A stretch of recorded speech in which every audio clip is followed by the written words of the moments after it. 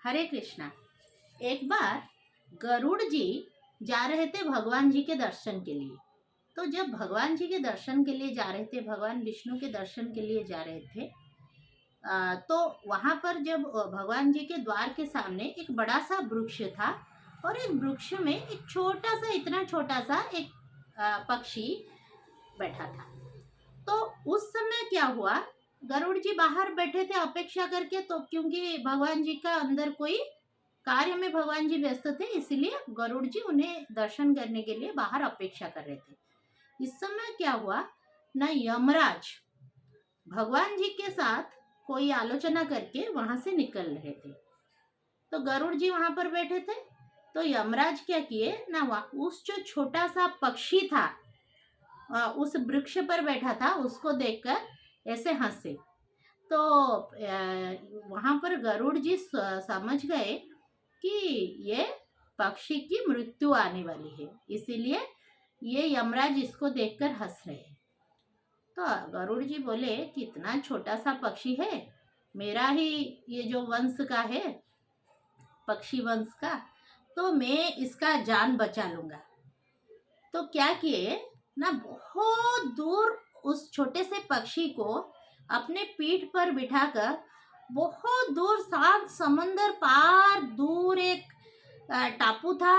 उस टापू में गुफा थी। उस गुफा में एक जगह पर, छोटी सी जगह पर लेकर उस जो चिड़िया के, जो पक्षी का जो छोटा सा पक्षी था, उसको सुरक्षित रखकर वहां से लौट आए।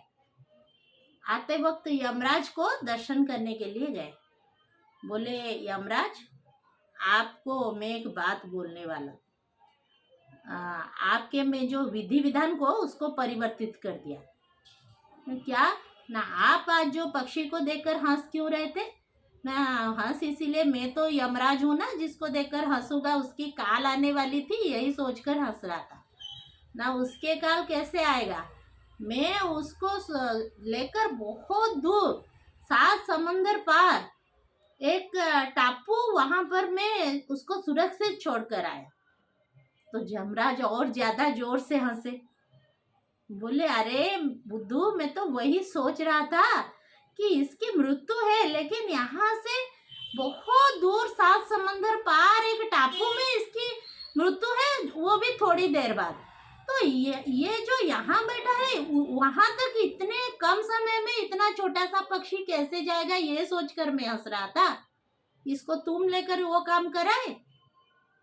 तो गरुड़ जी देखे कि उस समय यमराज से पता किए कि वो उस समय उस पक्षी की मृत्यु हो चुकी थी, और गरुड़ जी खुद ही थे जो उस पक्षी को मृत्यु के मुख में लेकर गए थे। तो दोस्तों, इस गल्प के माध्यम से, इस कहानी के माध्यम से हमें यह शिक्षा मिलती है कि मृत्यु जब आनी है तो उसको कोई भी नहीं रोक सकता, खुद भगवान, खुद यमराज, खुद, क्योंकि काल है।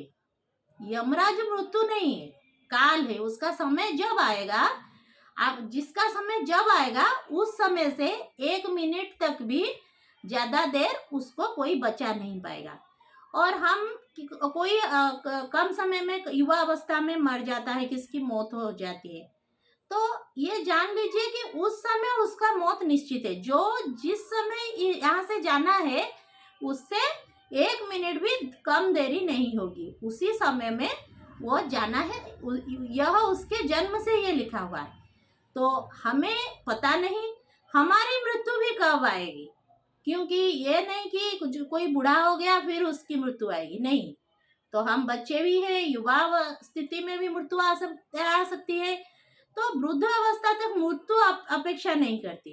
तो इसीलिए हमें भी पता नहीं, आज हम यहाँ पर, आज मैं बैठकर आपके साथ बात कर रही हूँ, कल को मैं रहूंगी या ना रहूंगी। तो इसीलिए जितने भी जीवन है, हमें अपने मनुष्य जन्म के सदुपयोग करके भगवान के बारे में सोचना चाहिए, और अपने शरीर के बारे में, अपने आत्मा के बारे में, ये सब जो ज्ञान लेना है इस मनुष्य शरीर में, इसको ले जाना चाहिए। ना कि ये 2 दिन की जिंदगी है, हम मौज मस्ती से बिता देंगे, नहीं। ये किसी लिए ये जीवन है, इसको समझकर हमें जीना चाहिए। इसकी रहस्य को जानना चाहिए, क्योंकि मृत्यु कभी कभी भी कहीं भी दस्तक दे सकती है। आगे हमारे एपिसोड में नई कहानियाँ और उसके साथ नई कथाएं भक्ति के बारे में। तब तक के लिए हरे कृष्णा, हरि बोल।